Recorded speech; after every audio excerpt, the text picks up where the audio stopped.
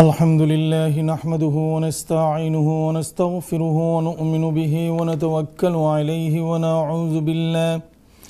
ونعوذ بالله من شرور أنفسنا ومن سيئات أعمالنا من يهده الله فلا مضل له ومن يضلله فلا هادي له ونشهد أن لا إله إلا الله وحده لا شريك له ونشهد أن سيدنا ونبينا وشفيعنا وحبيبنا وسندنا ووسيلتنا ومولانا محمدا عبده ورسوله الذي أرسله بالحق بشيرا ونذيرا وداعيا إلى الله بإذنه وسراجا منيرا أما بعد فقد قال الله تبارك وتعالى في كلام المجيد والفرقان الحميد أعوذ بالله من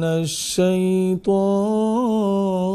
الرجيم بسم الله الرحمن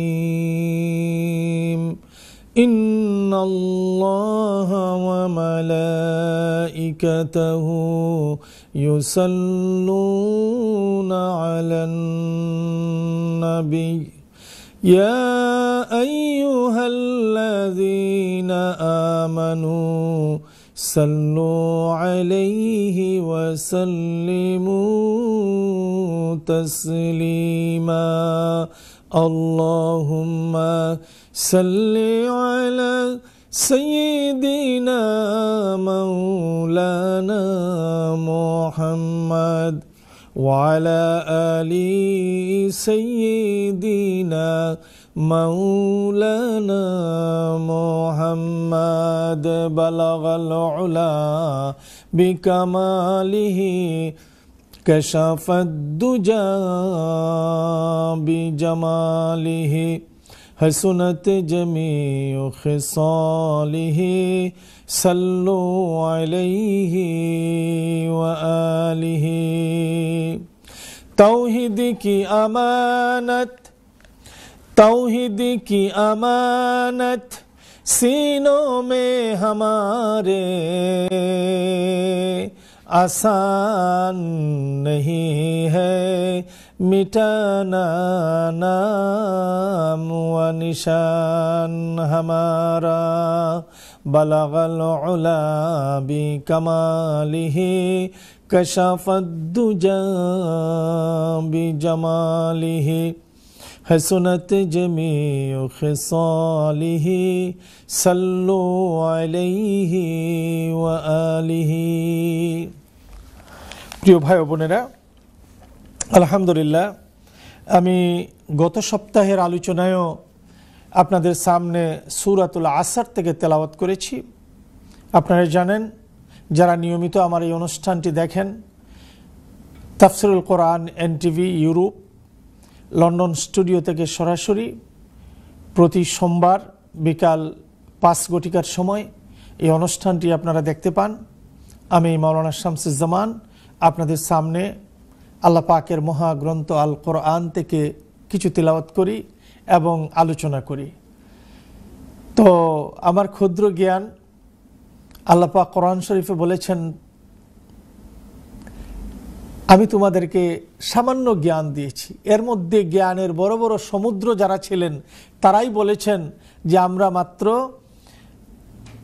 জ্ঞান সমুদ্রের কিনারায় পাটা রেখেছি, সমুদ্রে ডুবা তো সম্ভব হয় নাই। তাই আমি যদি বলি আমার ভাষায়, আল্লাহ পাকের যে সুন্দর কালাম, সুবহানাকা লা ইলমা লানা ইল্লা মা আল্লামতানা ইন্নাকা আনতাল আলিমুল হাকিম, আমি কিছুই বলতে পারবো না, আল্লাহ পাক যেটুকু বলার তৌফিক দান করেন সেই মহান পরওয়ারদিগারে আলমের মহাগ্রন্থ আল কোরআন থেকে। কারণ এই জমানার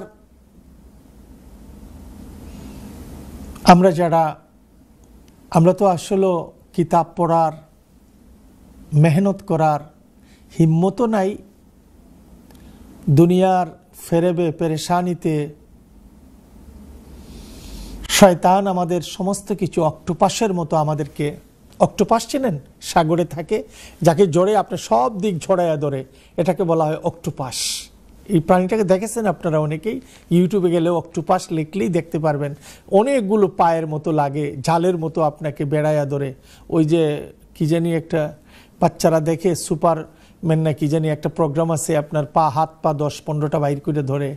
তো শয়তান আমাদেরকে এভাবে সমস্ত বডিটাকে অক্টোপাসের মতো ঘেরাও করেছে। আর ড্রাগ অ্যাডাক্টেড যারা হয়, শুনেছি যারা প্যাথিডিন নেয়, ইঞ্জেকশন নেয়, যারা হিরোইন খায়, যখন অভ্যাস হয়ে যায় খাওয়ার পরে, তারপরে যদি তারা না খায়, টাইমলি না নেয়, তো নাকি সারা শরীরে মুড়ামুড়ি শুরু করে দেয়, পাগলের মতো হয়ে যায়, পেরেশান হয়ে যায়। তো আজকে আমাদের জন্য এমন একটা সমস্যা বলা যায়, শুধু আমাদের জন্য না, আমাদের ছেলেমেয়েদের জন্য, পরবর্তী বংশধরের জন্য, যেটা আমাদের নিত্য প্রয়োজন। যেরকম লঙ্গির মধ্যে যদি, বাংলাদেশে একটা কথা বলে, লঙ্গির মধ্যে যদি আগুন ধরে তো লঙ্গি খোলাও যায় না, আবার লঙ্গি পরেও থাকা যায় না, এই অবস্থা। এই যে মোবাইল, মনে করেন এই মোবাইলটা ছাড়া এ জমানা আমরা চলতেও পারি না, আবার এটা ড্রাগের থেকেও বেশি মারাত্মকভাবে আমাদেরকে এফেক্ট করেছে। আগে আপনার পরহেজগার মানুষদের বাড়িতে টেলিভিশনও থাকতো না, এটা পাপের বস্তু মনে করতো, এটার মধ্যে গান বাজনা অনেক কিছু আসবে। কিন্তু এটাও হয়ে গেছে আপনার টেলিভিশনের বাপ, মোবাইলটা হয়ে গেছে টেলিভিশনের বাপ। লেপের তলে ঢুকেও আপনার দুনিয়ার যা কিছু আকাম কুকাম আপনি চাইলেই একটা টিপা মারলেই ফেসবুকে গিয়ে আপনি খারাপ দেখতেছেন, খারাপ ভালো আছে, আপনি দেখতে পারবেন। কিন্তু এটা এমন অ্যাডাক্টেড করে ফেলেছে আমাদের গোটা সমাজকে, জাতিকে, যেটা আমরা যারা বিলিভার, আমরা যারা আল্লাহকে বিশ্বাস করি, আখেরাত বিশ্বাস করি, আমাদের সব সময় এই মোবাইল খেয়ে ফেলতেছে। আপনারা জানেন সর্বনাশ, বাচ্চাগুলি লেখাপড়া নাই। আগের মানুষের হাতের লেখা কত সুন্দর আপনারা দেখতেন, 6-7 পর্যন্ত পড়েছে, হাতের লেখা আয়নার মতো চেয়ে দেখতেন। এখনের বাচ্চাদেরকে বলবেন তুমি লেখো সে একটা পেজ, একটা পৃষ্ঠা লেখো, দেখবেন তেরাং বেরাং করে সে লিখতেই পারতেছে না, হাতেই যাচ্ছে না, কারণ লেখা তো নাই। তারপরে আসলো টাইপিং, আপনি টাইপিং করতে করতে দেখবেন আপনি সে মোবাইলের টাইপিং দিয়েই শেষ লেখাপড়া। আগে আপনি এই আন্ডারগ্রাউন্ডে যান, এসেও দেখেছি, এদেশে এসেও দেখেছি, এত মোবাইলের ছড়াছড়ি ছিল না যখন আসলাম। তারপরে আপনার বাসে যান, ট্রেনে যান, দেখতেন একটা নভেল বই অথবা একটা হিস্ট্রি অথবা অন্য একটা বই, বিজ্ঞানের বই সে পড়তেছে, দাঁড়ায় পড়তেছে। এখন কয়জন মানুষকে দেখেন আপনি বই পড়তে? বই পড়া তো নাই, তো জ্ঞান কোত্থেকে আসবে? সব মোবাইলে চলে গেছে। আর এটা তো ওয়ান টাইম, আপনি দেখলেন চলে গেল। আর শয়তান বলতেছে দেখ দেখ দুনিয়ার যত আকাম কুকাম সব, এমনকি এখন তো অত্যুক্তি হবে না, সব হুজুরদেরকেও দখল করছে, শুধু পাবলিক দখল করে নাই, এই টেলিভিশন, এই মোবাইল আপনার সব হুজুরদেরকেও দখল করে ফেলছে। আল্লাহু আকবার। তো এর থেকে প্রয়োজন ছাড়া আমাদেরকে পরহেজ করতে হবে, আমরা খেয়াল করতে হবে। আপনি আধা ঘন্টার সময় আপনি নিউজ দেখেন বা বিভিন্ন দেশের পত্রিকা পড়েন, 1 ঘন্টার সময় বাজেট করেন যে এরপরে আমি আর দেখব না। এটা আমাদের সকলের জন্যই এটা করতে হবে।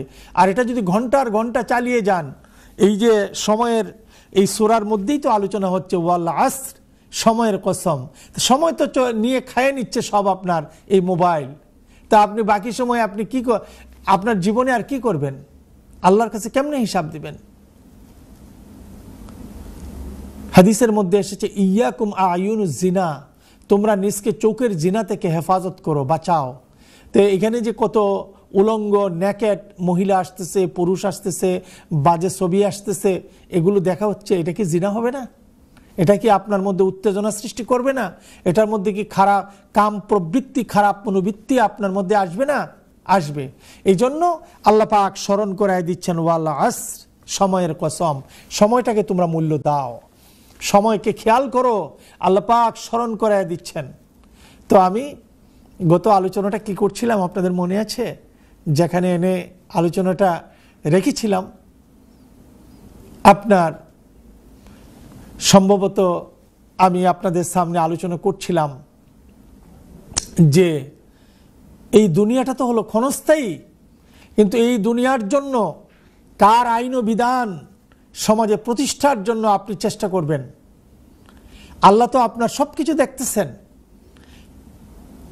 আহকামুল হাকিমিন, যে আল্লাহ আপনাকে বানালেন, যে আল্লাহ আপনাকে হাত পা দিলেন, যে আল্লাহ আপনাকে সমস্ত কিছু করে দিলেন, আপনি এই আল্লাহর স্লোগান দিবেন না? যে আপনাকে কিচ্ছু দিল না, আপনি তার স্লোগান দিচ্ছেন। মৌলবাদ সম্পর্কে কথা বলছিলাম। ফান্ডামেন্টালিস্ট, যারা আল্লাহর আইন চায়, সৎ লোকের শাসন চায়, সমাজে করাপশন চায় না, সমাজে চাঁদাবাজি চায় না। আগে তো বাংলাদেশে হুজুররা মাদ্রাসার আপনার এই যে পয়সা উঠাইতে গিয়ে আমাদের যে একটা রিসিট বুক ছিল, এটা বাংলায় লেখা ছিল আপনার চাঁদার রসিদ। বিভিন্ন মসজিদ মাদ্রাসার যে বইগুলা আপনার এগুলাকে চাঁদার রসিদ। এখন তো আর এইটাও আর বলা যাবে না। এখন এই অবস্থা করেছে, চাঁদা নাম দিয়ে ওরা তো ডাকাতি করে। চাঁদাবাজির নাম হলো কি? ডাকাতি। গিয়ে বলছে একদম ছোট্ট মুদির দোকান, সেখানে গিয়ে বলছে এই তুই 10,000 টাকা দে, তুই 5,000 টাকা কেন দিবা? তোর দোকান ভেঙে ফেলাইবো, না দিলে শেষ করে ফেলাইবো। আরে ভাই, আমি বলছিলাম না যে কুতুবউদ্দিন বখতিয়ার কাকি রহমতুল্লাহ নিজামুদ্দিন আউলিয়াকে বলছিলেন, তুমি যে আমাকে মাইরা সব নিবা, তোমার গুনার ভাগী কি হবে? অবৈধ উপার্জন দ্বারা গঠিত শরীরের রক্ত মাংস জাহান্নামের ইন্ধন হবে। তুমি যে জাহান্নামের লাকড়ি বানাচ্ছ তোমার শরীরটাকে, কে তোমার খবরে যাবে? তোমার যখন ঘের ঘের শুরু হবে। আমি গত পর্বে আলোচনা করছিলাম, আমার এক পাকিস্তানি ভাই যাকে দেখলাম অক্সিজেন মাস্ক লাগানো আপনার ঘরে দিয়ে দিয়েছে। আমি তখন আশপাশে কয়েকজন আমার সঙ্গে মুসল্লি দেখতে গিয়েছিলেন, তো আমি উনাদেরকে লক্ষ্য করে বললাম, এ ভাই, এখন যদি আমার এই ভাইটির কানের মধ্যে শোনানো হয় গোটা ইংল্যান্ডের রাজত্ব তোমার নামে লিখে দেওয়া হলো, তোমার অ্যাকাউন্টে 500 কোটি পাউন্ড তোমাকে দেওয়া হলো, ওই লোকটার ঠুটের কোনায় এক চিলতি হাসি আসবে? ও মুসলমান, বুঝো, বুঝো, ভালো করে বুঝো। মান আরাফা নাফসা ফাকাদ আরাফা রাব্বাহ। যে যার নিজের পরিচয় করতে পেরেছে সে তার আল্লাহর পরিচয় পেয়েছে। আজকে আমরা দেখি আল্লাহ পাক কি বলছেন কোরআন শরীফের মধ্যে, একদল তাদেরকে সু বলবো না কি উলামায়ে সু বলবো না, সেরার বলবো, আমি বলতে পারি না। কার অন্তরে যদি যারা পরিমাণ ঈমান থাকে,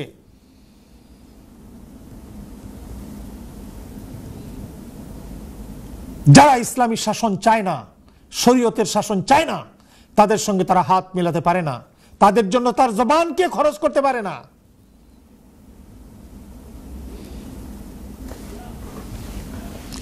আল্লাহ পাক কোরআন শরীফের মধ্যে বলেছেন, ইয়া আইয়ুহাল্লাযীনা আমানু লিমা তাকুলুনা মা লা তাফআলুন কাবুরা মাকতান ইনদাল্লাহি আন তাকুলু মা লা তাফআলুন। হ্যাঁ মুসলমানেরা, আমি যদি এইভাবে কথাটা না বলে বলি, হে দাড়িওয়ালারা, হে টুপিওয়ালারা, হে আলিম নামধারী মুনাফিকেরা, লিমা তাকুলুন, কেন এমন কথা বলো? মা লা তাফআলুন, তুমি যা করো না। তুমি মুখ দিয়ে বলো তুমি আল্লাহর কোরআনের আইন সমাজে প্রতিষ্ঠা হোক তুমি চাও, কিন্তু প্রয়োজনের সময় যখন সেটা তুমি বাস্তবায়ন করার জন্য তোমার কাছে একটা সুযোগ আসবে, তখন তুমি বাতিলের পক্ষ অবলম্বন করো, দুনিয়াদারদের পক্ষ অবলম্বন করো। আল্লাহ তো তোমাকে স্মরণ করেই বলছেন, লিমা তাকুলুনা মা লা তাফআলুন, এমন কথা কেন তুমি বলো তুমি যা করো না। কাবুরা মাকতান ইনদাল্লাহি আন তাকুলু মা লা তাফআলুন, আল্লাহর কাছে অতি ঘৃণার বস্তু তোমার জবান দিয়ে যা বলো বাস্তব জীবনে তুমি তা করো না। তোমার অন্তরে যদি আল্লাহর মহব্বত থাকে, আল্লাহ রসুলের মহব্বত থাকে, যারা সমাজ থেকে ইসলাম মিটিয়ে দিতে চায়, যারা আল্লাহর আইন চায় না, যারা কোরআনের শাসন চায় না, যারা আল্লাহর শরীয়তে আল্লাহ রসুলের শরীয়তের বিধান সমাজে চায় না, তুমি তাদেরকে যদি সাপোর্ট করো, তাহলে তুমি তাদের দলভুক্ত, তুমি তাদের দলভুক্ত। মান তাশাব্বা বিকওমিন ফাহুয়া মিনহুম, যে যাকে মহব্বত করে, যার সাথে বন্ধুত্ব করে, যার সাথে সমস্ত কিছু করে, যাকে শক্তিশালী করে, কিয়ামতের দিন তার সাথেও তার হাসর হবে। সুতরাং যে চায় না শরীয়তের শাসন সমাজে প্রতিষ্ঠিত হোক, বাস্তবায়িত হোক, তুমি যদি তার হাতকে শক্তিশালী করতে চাও, আল্লাহর কসম, আল্লাহর নবীর হাদিসের সূত্র অনুযায়ী, আল্লাহর রুলস অনুযায়ী তোমার হাসর ওই সমস্ত বেঈমান, নাস্তিক, মুনাফিক, মুরতাদদের সঙ্গেই তোমার হাসর হবে। কেউ তোমাকে বাঁচাতে পারবে না। ফামান ইয়ামাল মিসকাল যাররাতিন খাইরান ইয়ারা ওয়া মান ইয়ামাল মিসকাল যাররাতিন শাররান ইয়ারা। আল্লাহ পাক কোরআন শরীফে বলছেন না, কোন তুমি মৌলানা সাহেব, পীর সাহেব হয়ে গেছো, অনেক বড় কিছু হয়ে গেছো, সাইয়্যিদ হয়ে গেছো, অনেক বড় কিছু হয়ে গেছো, তুমি বড় আল্লামা দহর হয়ে গেছো, অনেক বড় কিছু হয়ে গেছো, কিচ্ছু নাই, নাথিং এলস। আল্লাহ পাক বলেছেন জেনারেল ওয়ার্ডার, অলার, সকলের জন্য। ফামান ইয়ামাল মিসকাল যাররাতিন খাইরান ইয়ারা, তুমি যদি ভালো কাজ থেকে রায় পরিমাণ কিছু করো, তুমি দেখতে পাবে কিয়ামতের দিন। ওয়ামান ইয়ামাল মিসকাল যাররাতিন শাররান ইয়ারা, তুমি যদি অন্যায় কাজ থেকে, গর্হিত কাজ থেকে, ইসলাম দ্রোহী কাজ থেকে তুমি কোনো কিছু করো, কিয়ামতের দিন তুমি দেখতে পাবা তোমার চোখ দিয়ে তুমি কি করছো। তোমার এই জবান কেন দিছেন আল্লাহ? মান রা মিনকুম মুনকারান ফালইউগাইয়িরু বিয়াদিহি, তোমার সামনে যদি ইসলাম দ্রোহী কোনো কাজ দেখো, চাঁদাবাজি করা, এটাকে ইসলাম সাপোর্ট করে? অন্যকে মাথার মধ্যে পাথর দিয়ে আঘাত করে চূর্ণ বিচূর্ণ করা, টাকা না দিলে, এটাকে ইসলাম সাপোর্ট করে? একথা কি রাসূল বলেছেন? অন্যের মালকে জুড়ে গ্রাস করা, এটা কি বলেছে? তারপরে আল্লাহর কোরআনকে বাদ দিয়ে, কোরআনের শাসনকে বাদ দিয়ে, আল্লাহর আইনের বিধানকে বাদ দিয়ে তুমি অন্য কোনো জালেম শক্তিকে প্রতিষ্ঠিত করবা, এটাকে ইসলাম শাসন সাপোর্ট করে? আল্লাহর নবী বলেছেন মান রা মিনকুম মুনকারান ফালইউগাইয়িরুহু বিয়াদিহি, ইসলাম দ্রোহী কোনো কাজ দেখলে হাত দিয়ে প্রতিরোধ করো। ফাইন লাম ইয়াস্তাতি ফাবিলিসানিহি, এই ঈমান না হলে জবান দিয়ে এর বিরোধিতা করো। ফাইন লাম ইয়াস্তাতি, এই ঈমানদার না হলে ফাবিকলবিহি, অন্তর থেকে ঘৃণা করো। ওয়া যালিকা আদওয়াফুল ঈমান, এটা ঈমানের লাস্ট স্তর, এর নিচে ঈমান নাই। তো এখন যারা জুলুম করবে, যারা অবিচার করবে, যারা চাঁদাবাজি করবে, যারা সন্ত্রাসী করবে, যারা টেররিস্ট, মানে যারা কি বলে তাদেরকে, আপনার যারা অত্যাচার করে, নিপীড়ন করে, আপনার যারা সমাজের মধ্যে ওর যারা জালেম, এদেরকে যদি তুমি সাপোর্ট করো, আর এমনি হাতে তসবিহ নিয়ে সুবহানাল্লাহ সুবহানাল্লাহ পড়ো, আর মাথায় লম্বা পাগড়ি বানাও, এই পাগড়ি দিয়ে আর সুবহানাল্লাহ পড়া দিয়ে তুমি এই তসবিহ দিয়ে তুমি জান্নাতে যাবার আশা করো, আল্লাহ রাসূলের সামনে তুমি কি জবাব দিবা কিয়ামতের দিন? কি জবাব দিবা? এরকম তো অনেক মুনাফিক ছিল, যারা মুসলমানদের সঙ্গে নামাজ পড়তো, রোজা রাখতো, সবকিছু করতো বাহ্যিক দৃষ্টিতে, কিন্তু অন্তরে ছিল তাদের মুনাফিকি। হুজুর পাক সাল্লাল্লাহু আলাইহি ইসলামের একজন সাহাবী ছিলেন হযরত হুযায়ফাতুল ইয়ামানী রাদিয়াল্লাহু তাআলা আনহু, তিনার কাছে মুনাফিকের লিস্ট ছিল। বড় বড় সাহাবায়ে কেরাম গিয়ে জিজ্ঞেস করতেন, দেখো তো ভাই, তোমার কাছে তো মুনাফিকের লিস্ট আছে, আমার নামটা কি চলে গেছে? সাহাবায়ে কেরাম গিয়ে জিজ্ঞেস করতেন ওই সাহাবীকে, কিতাব খুলে দেখেন, ইতিহাস খুলে দেখেন। আর আপনি একটু লেখাপড়া করছেন, পাশ করছেন কিনা তাও জানি না, কোনো বড় প্রতিষ্ঠান থেকে, আর আপনি বলছেন যে আপনি বড় মৌলানা সাহেব, ইসলামের জন্য আপনি নীতিবাক্য বলেন। এই সমস্ত লোককে তো এখন ওয়াজের মাহফিলে দাওয়াত দেওয়া আমি মনে করি ঠিক না। যারা মুখ দিয়ে ইসলামের কথা বলে, তার বাস্তব জীবনে ইসলাম নাই, আল্লাহর বিধান সমাজে কায়েম করার তার ইচ্ছা আকাঙ্ক্ষা নাই, ন্যূনতম ইমানি শক্তি যার মধ্যে নাই, দুনিয়ার লালসের মধ্যে পড়ে গেছে। দুনিয়ার ভাই, দুনিয়া কি? সুফিয়ান সৌরি রহমতুল্লাহ আলাইহি বলতেন, কিতাব খুলে দেখো, চোখটা মেলাও। সুফিয়ান সৌরি রহমতুল্লাহ আলাইহি বলতেন, শেষ রাত্রে আমার রবকে, আমার মুনিবকে একটা সেজদা দেওয়া গোটা পৃথিবীর সমস্ত রাজত্বের থেকেও আমি মূল্যবান মনে করি, দামি মনে করি। সুবহানাল্লাহ। তুমি আল্লাহর সন্তুষ্টি কামনা করো, তুমি ইসলাম কায়েম করতে পারো আর নাই পারো, তোমার কাজ হলো ইসলাম প্রতিষ্ঠার সংগ্রামে তুমি চেষ্টা করে যাওয়া। বদরের ময়দানে 14 জন সাহাবী শহীদ হন নাই? মক্কার জমিনে অনেক সাহাবায়ে কেরাম শহীদ হন নাই? কিন্তু আপনার এই যে সাহাবায়ে কেরাম রিদওয়ানুল্লাহি তাআলা আলাইহিম আজমাইন, তারা তো চলে গেলেন, কিন্তু ওই সময় তো ইসলাম প্রতিষ্ঠিত হয় নাই পুরোপুরি, কিন্তু তারা কি আল্লাহর কাছে এর উজরত পাবেন না? তো আজও যদি আমরা চেষ্টা করে যাই ইসলামের জন্য, আমি যদি ইসলাম প্রতিষ্ঠা নাও করে যেতে পারি, কিন্তু আমি তো একজন শাহাদাতের মর্যাদা নিয়ে, একজন গাজীর মর্যাদা নিয়ে, একজন ইসলামের মহব্বতওয়ালা মর্যাদা নিয়ে কিয়ামতের দিন আমি উঠতে পারবো। কিন্তু তুমি সে চেষ্টা না করে তুমি যদি কোনো বাতিলের সঙ্গে গিয়ে তুমি সঙ্গ দাও, তুমি সেখানে একটা ঘোষণা করো, আল্লাহর সামনে কিয়ামতের দিন তুমি কি জবাব দিবা? আমি প্রায় সময় বলে থাকি যে একটা মুর্দাকে কবরে রাখার সময় বলে বিসমিল্লাহি ওয়া আলা মিল্লাতি রাসূলিল্লাহ, ও মুর্দা, রসুলের মিল্লাতের গাড়িতে তোমাকে আল্লাহর নামে থয়ে গেলাম। প্রিয় ভাই এবং বোনেরা, আমি আলোচনা আর দীর্ঘায়িত করছি না, আমরা ছোট্ট একটা বিরতিতে যাব ইনশাআল্লাহ, তারপরে আবার আপনাদের সামনে ফিরে আসব। তো ফেরেশতারা মুস্কি এসে তাকে বিদ্রুপ করে বলবে, যার জীবনের গাড়ি আল্লাহ রসুলের জন্য ছিল না, বাতিলের জন্য ছিল, রাসূলের গাড়িতে তোমার লাশ উঠবে না। তুমি যত বড় মৌলানা, যত বড় আল্লামা তোমার নামের আগে লাগাও। সাল্লাল্লাহু আলা সাইয়্যিদিনা মাওলানা মুহাম্মদ ওয়া আলা আলিহি ওয়া আসহাবিহি ওয়া বারাকা ওয়া সাল্লিম। আল্লাহুম্মা সাল্লি আলা সাইয়্যিদিনা ওয়া মাওলানা মুহাম্মদ وعلى آله وأصحابه وبارك وسلم। প্রিয় ভাই এবং বোনেরা, তো আমরা একটা ছোট্ট বিরতি থেকে এসেছি। আলহামদুলিল্লাহ, আপনারা দেখতেছেন তাফসিরুল কোরআন এনটিভি, যে অনুষ্ঠানটি প্রতি সোমবারে বিকাল 5টার সময় স্টুডিও থেকে সরাসরি প্রচার করা হয়। আলহামদুলিল্লাহ, আমি মাওলানা শামসুজ্জামান আপনাদের সামনে আল্লাহ পাকের কোরআনুল করিম থেকে কিছু আলোচনা করি। আমি আশা করি আপনারা মন দিয়ে কথাগুলো শুনবেন। আল্লাহ পাক আপনাদেরকে, আমাদের সকলকে এই কথাগুলোর উপর আমল করার জন্য তৌফিক দান করেন, আল্লাহুম্মা আমিন। তো আল্লাহ সুবহানাহু ওয়া তাআলা আমাদেরকে জ্ঞান দিয়েছেন, আমাদেরকে বিবেক দিয়েছেন, আমাদেরকে বুদ্ধি দিয়েছেন।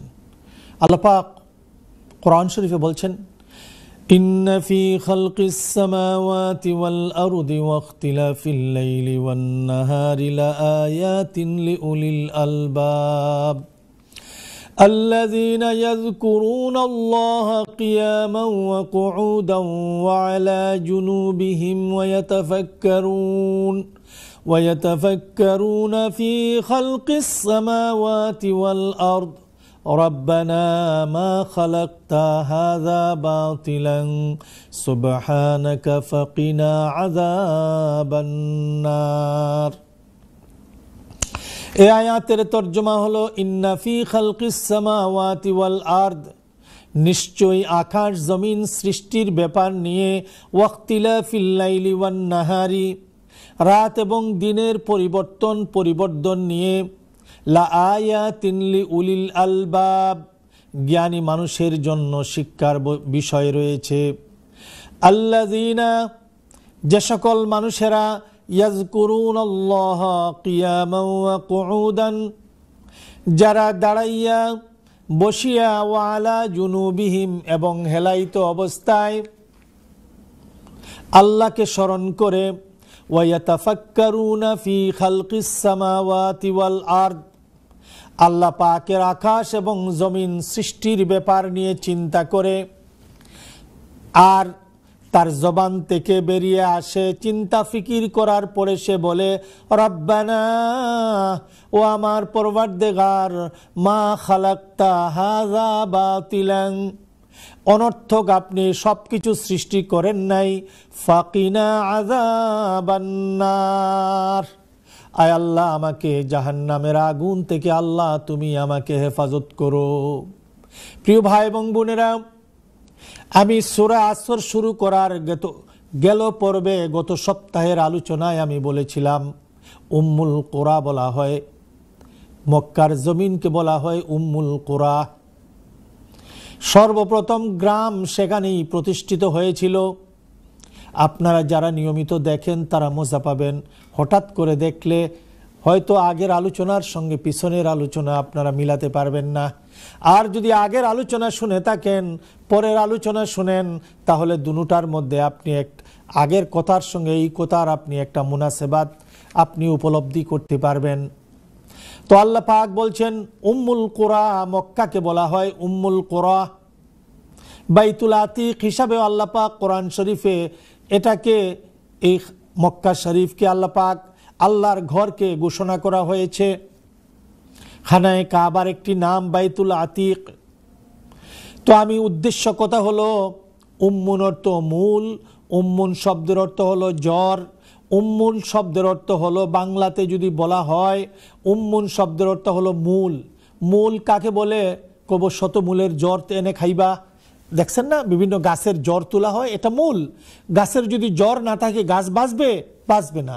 তো মুসলমানের জ্বর কি? ইসলাম। মুসলমানের জ্বর কি? ইন্নাদ-দীনা ইনদাল্লাহিল ইসলাম, আল্লাহর কাছে ইজম, মতবাদ, জীবন ব্যবস্থা একটা ইসলাম। তো এখন এখানে অনেক মতবাদে বিশ্বাসী অনেক লোক আছেন। আমি বলবো না, আপনারা এক মতবাদে বিশ্বাসী হন। বিশেষ করে মুসলমান যারা আছেন তাদেরকে উদ্দেশ্য করে বলি, আমাদের প্রিয় Bangladesh, Bangladesh is the second Muslim country in the world. গোটা পৃথিবীর দ্বিতীয় মুসলিম রাষ্ট্র। Indonesia is the first Muslim country.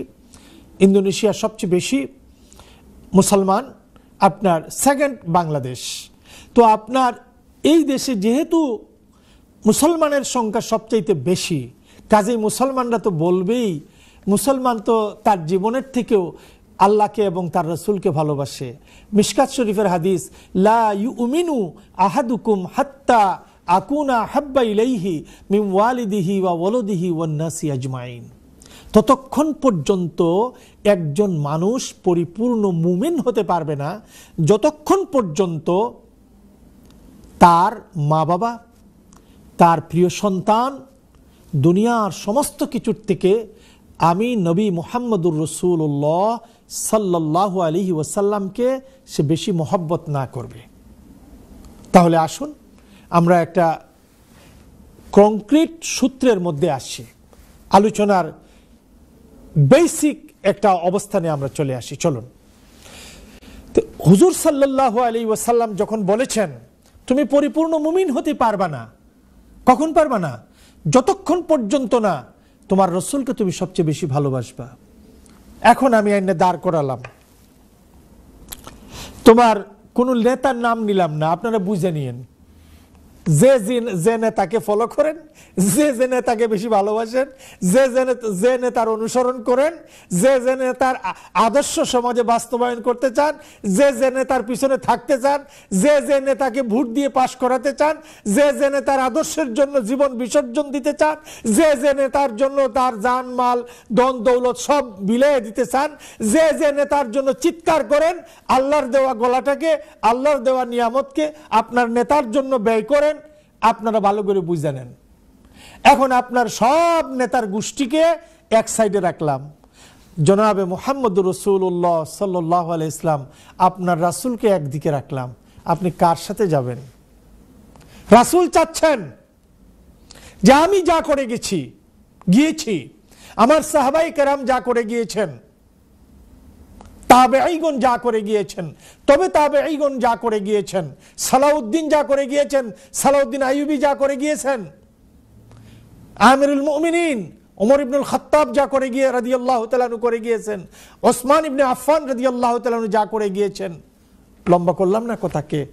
যারা ইসলামের ধারক বাহক ছিলেন তারা যেভাবে রাষ্ট্র পরিচালনা করেছেন রাসূলুল্লাহর নীতিমালা অনুযায়ী, একদিকে রাখা হলো এই নীতিগুলো, হযরত ওমরের নীতি, আরেকদিকে তোমার নেতার নীতি।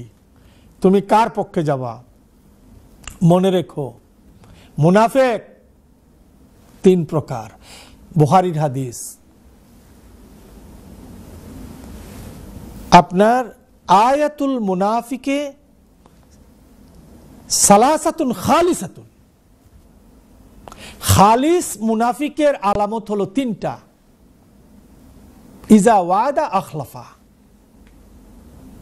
যখন সে কোনো ওয়াদা করে, প্রতিশ্রুতি দেয়, তার বরখেলাফ কাজ করে। যখন তার কাছে কোনো আমানত রাখা হয়, খানা, সে আমানতের খেয়ানত করে। যখন সে কথা বলে, সে মিথ্যে কথা বলে, কাজ্জাবা, সে কাজিব, মিথ্যাবাদী কথা বলে। এখন আপনি পড়লেন লা ইলাহা ইল্লাল্লাহু মুহাম্মাদুর রাসূলুল্লাহ সাল্লাল্লাহু আলাইহি ওয়াসাল্লাম। লা ইলাহা, আমার কোনো ইলাহ নাই, আমার কোনো মাবুদ নাই, আমার কোনো খালেক নাই, আমার কোনো মালিক নাই, আমার কোনো রব নাই, ইল্লাল্লাহ, একমাত্র আল্লাহ, আল্লাহ ছাড়া আমার আর কোনো মাবুদ নাই, মুহাম্মাদুর রাসূলুল্লাহ, মুহাম্মাদুর রাসূলুল্লাহ সাল্লাল্লাহু আলাইহি ওয়াসাল্লাম আল্লাহ তাআলার প্রেরিত রাসূল, প্রেরিত নবী, মেসেঞ্জার অফ আল্লাহ, আল্লাহর প্রেরিত মেসেঞ্জার। মেসেঞ্জার নিয়ে এসেছেন, আর এই মেসেঞ্জারকে কোন মিশন দিয়ে পাঠিয়েছেন? মা আতাকুমুর রাসূলু ফাখুযুহু ওয়া মা নাহাকুম আনহু ফান্তাহু। আমার রাসূল, আমার প্রফেট যা নিয়ে এসেছেন তা তুমি ধারণ করো, তিনি যা নিষেধ করেছেন তার থেকে তুমি বাঁচো।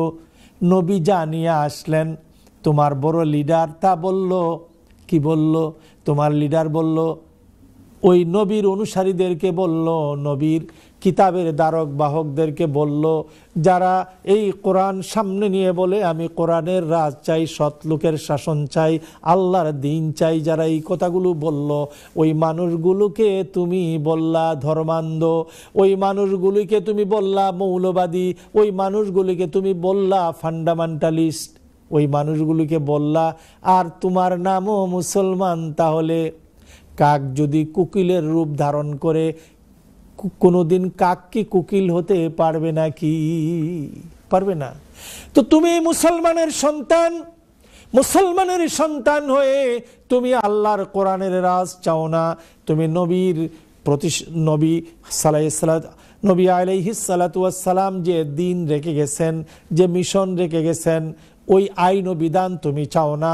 তোমার মন গড়া মতবাদকে তোমরা যারা প্রতিষ্ঠিত করেছো মিলজুল করে, ওই রকম একটা সমাজ রাষ্ট্র তোমরা কায়েম বিনির্মাণের জন্য তুমি চেষ্টা করবা। অথচ কোরআন শরীফের মধ্যে আল্লাহ পাক সমস্ত কিছু দিয়েছেন। আল্লাহ রাব্বুল আলামিন কোরআনুল কারীমের যে আয়াত নাজিল করেছেন, আল্লাহর নবী কাসওয়া উটনির উপর বসা ছিলেন। ইন্তেকালের 81 দিন পূর্বে আয়াতে কারিমা আরাফাতের ময়দানে নাজিল হলো, আল ইয়াউমা ইয়াইসাল্লাযীনা কাফারু মিন দীনিকুম ফালা তাখশাওহুম ওয়াখশাওনি আল ইয়াউমা আকমালতু লাকুম দীনাকুম ওয়া আতমামতু আলাইকুম নি'মাতি ওয়া রাদিতু লাকুমুল ইসলাম দীনা। আরাফাতের ময়দানে আয়াত নাজিল হয়েছে, আল ইয়াউমা ইয়াইসাল্লাযীনা কাফারু মিন দীনিকুম, হে মুসলমানেরা, অধ্যকার দিন কাফির বেঈমানেরা ইসলাম থেকে নিরাশ হয়ে গেছে। ফালা তাখশাওহুম ওয়াখশাওনি, আজ থেকে কোনো কাফির বেঈমানকে তোমরা ভয় করবা না, একমাত্র আল্লাহকে ভয় করবা। আল ইয়াউমা আকমালতু লাকুম দীনাকুম, অধ্যকার দিন আমি ইসলামকে পরিপূর্ণ করে দিলাম, কমপ্লিট করে দিলাম। কোনো জিনিস যদি আল্লাহ পাক বলেন আমি পরিপূর্ণ করে দিলাম, আর এর মাঝে যদি তুমি তোমার জীবন যাপনের জন্য, রাষ্ট্র পরিচালনার জন্য, সমাজ পরিচালনার জন্য, অর্থনীতি, সমাজনীতি, রাষ্ট্রনীতি, আইন নীতি, দুনিয়াতে যত নীতি রয়েছে সমস্ত নীতির যদি পরিপূর্ণতা না পাওয়া যায়, তাহলে কি আল্লাহর কোরআন মিথ্যে হবে না? নাউজুবিল্লাহ মিন যালিক। আল্লাহ যে কালামে বলেছেন আল ইয়াউমা আকমালতু লাকুম দীনাকুম, দিন বলতে তো শুধু নামাজ রোজা বোঝায় না, দিন বলতে, ইসলাম বলতে তো পরিপূর্ণ জীবন কাঠামো। আল্লাহ বলছেন আল ইয়াউমা আকমালতু লাকুম দীনাকুম, হে রাসূল, হে মুহাম্মদ সাল্লাল্লাহু আলাইহি ওয়াসাল্লাম, অধ্যকার দিন আমি তোমাদের জন্য তোমাদের দিনকে, তোমাদের জীবন ব্যবস্থাকে আমি পরিপূর্ণ করে দিলাম। ওয়াতমামতু আলাইকুম নি'মাতি, আমার নিয়ামত, আমার রহমত, আমার বরকত দিলাম। ওয়ারাদিতু লাকুমুল ইসলাম দীনা, আমি আল্লাহ পাক ইসলামের প্রতি রাজি আর খুশি হয়ে গেলাম। সূরা ফাতহার মধ্যে আল্লাহ পাক বলেন, হুয়াল্লাযী আরসালা রাসূলাহু বিল হুদা ওয়া দীনিল হক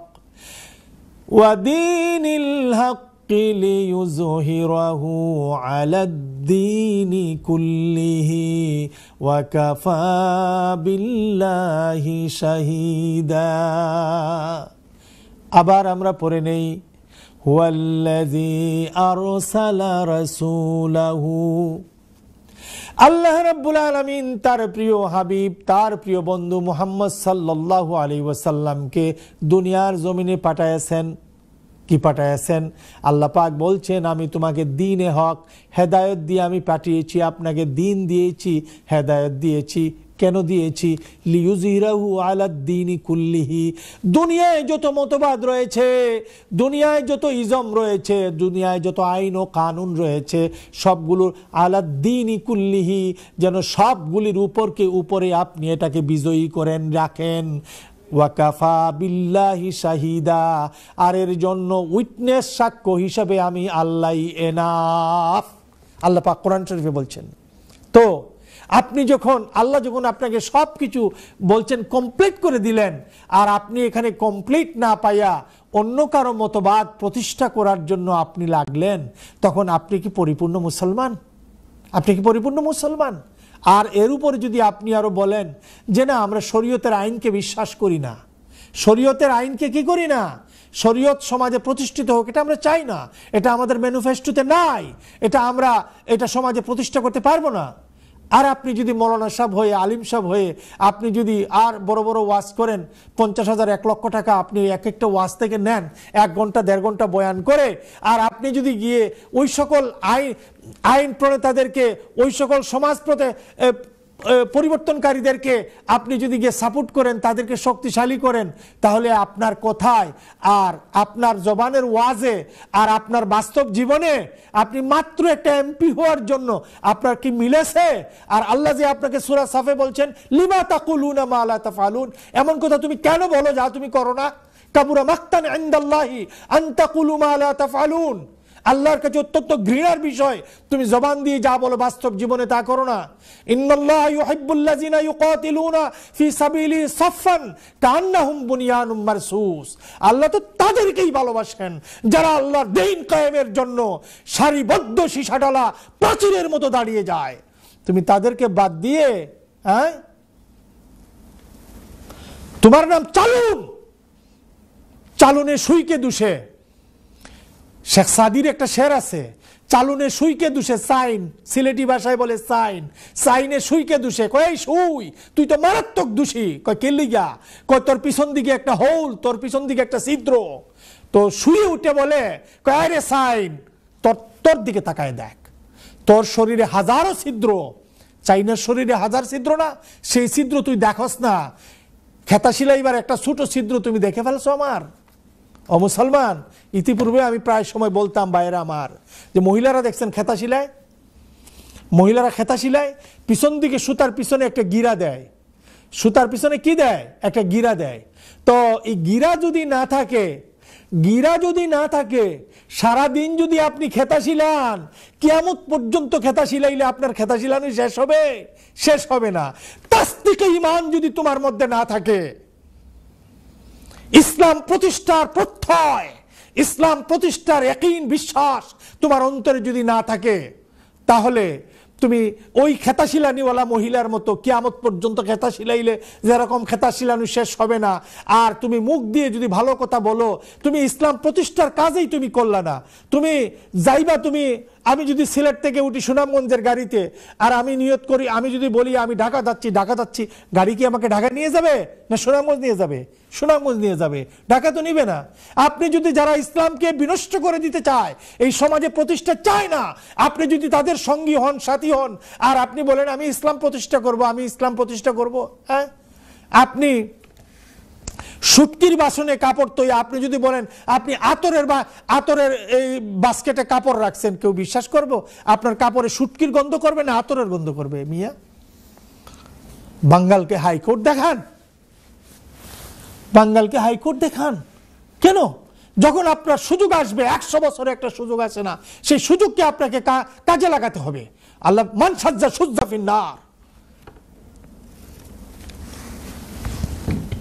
আল্লাহ পাক বলছেন ওয়াতাসিমু বিহাবলিম মিনাল্লাহ, ওয়াতাসিমু, আল্লাহ পাক বলছেন হাবলিম মিনাল্লাহ, আল্লাহর রজ্জুকে সুদৃঢ়ভাবে ধারণ করো, ওয়ালা তাফাররাকু, পরস্পর বিচ্ছিন্ন হয় না, ওয়া কুনতুম আলা শাফা হুফরাতিম মিনান নার ফানকাযাকুম মিনহা, তোমাদের পাটা ছিল জাহান্নামের কিনারায়, তার থেকে আমি আল্লাহ তোমাকে বাঁচাইছি। সুবহানাল্লাহি ওয়া বিহামদিহি সুবহানাল্লাহিল আযীম, সুবহানাল্লাহি ওয়া বিহামদিহি সুবহানাল্লাহিল আযীম। মুসলিম শরীফের হাদিস। তোমার অন্তরে যদি জেহাদের তাকাজা, জেহাদের তামান্না না থাকে, তোমার মৌত হবে মুনাফিকি মৃত্যু। আর কোনো মৌলানা 30 বছর বুখারী শরীফ পড়াইয়াও আপনার এখন নাকি বলে এই জমানায় জেহাদ, এই জেহাদ না, ইসলামের জন্য করতে হবে না। আরে ভাই, আচ্ছা বলেন, আল্লাহ রাসূল যখন মদিনাতে গেলেন, মদিনাতে তো একটা রাষ্ট্র কায়েম হলো, কল্যাণ রাষ্ট্র কায়েম হলো। এই কথাটাও বলে কল্যাণ রাষ্ট্র আবার কি? মদিনাতে তো একটা কল্যাণ রাষ্ট্র হলো। তো এই কল্যাণ রাষ্ট্রের রাষ্ট্রপ্রধান কে ছিলেন বলেন? মদিনার কোনো আউস খাজরাজ গোত্রের কোনো লোক ছিল, বা অন্য আবু বকর ছিলেন, উমর ছিলেন, বা অন্য কোনো সাহাবী ছিলেন? এই কল্যাণ রাষ্ট্রের প্রধান কে ছিলেন বলেন? তিনি তো নবী, তিনি তো রাষ্ট্রপ্রধান হওয়ার কথা না। না, সুলাইমান আলাইহিস সালাতু ওয়াস সালাম রাষ্ট্রপ্রধান ছিলেন, তিনি নবী ছিলেন। দাউদ আলাইহিস সালাম রাষ্ট্রপ্রধান ছিলেন, তিনি তো আল্লাহর নবী ছিলেন। অনেক বড় বড় আপনার আম্বিয়া আলাইহিস সালাতু ওয়াস সালাম যে যুগে যারা এসেছেন, যারাই সমাজ পরিচালনা করেছেন। ইউসুফ আলাইহিস সালাতু ওয়াস সালাম প্রথমে ছিলেন খাদ্যমন্ত্রী, পরে হলেন, তিনি যখন সুন্দরভাবে দেশ পরিচালনা করছেন, আল্লাহ পাক তাকে বানিয়ে দিলেন প্রধানমন্ত্রী। ইউসুফ আলাইহিস সালামের ঘটনা তো আপনারা জানেন। তো জনাবে মুহাম্মদুর রাসূলুল্লাহ সাল্লাল্লাহু আলাইহি ওয়াসাল্লাম যে 10 বছর পর্যন্ত মদিনাতে ছিলেন, মদিনার ইসলামী রাষ্ট্রের রাষ্ট্রপ্রধান কে ছিলেন বলেন? রাষ্ট্রপ্রধান ছিলেন সৈয়দুল মুরসালিন, খাতামান নবিয়িন, শাফিল মুজনবিন, সরকারে দো আলম, সরদারে কায়নাত, আহমদ মুস্তফা জনাবে মুহাম্মদুর রাসূলুল্লাহ সাল্লাল্লাহু আলাইহি ওয়াসাল্লাম ছিলেন রাষ্ট্রপ্রধান। ইন্তেকাল করলেন, 3 দিন রাখা হলো, দাফন করা হলো না। সাহাবায়ে কেরাম বললেন, যতক্ষণ পর্যন্ত মুসলিম বিশ্বের একজন আমিরুল মুমিনিন নির্ধারণ করা না হবে, ততক্ষণ পর্যন্ত আল্লাহর রাসূলকে আয়েশার হুজরা মদিনাতে মসজিদে নববীর পাশে, যেখানে নববীর ভিতরেই পড়েছে, আমরা দাফন করব না।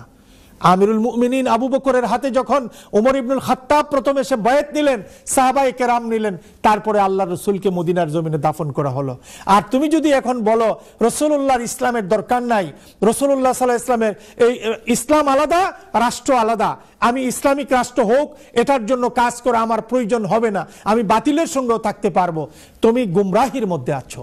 প্রিয় ভাই এবং বোনেরা, আল্লাহ পাক আমাদের সকলকে বুঝার এবং ইসলামের জন্য জীবন ভর কাজ করে যাওয়ার তৌফিক দান করুন।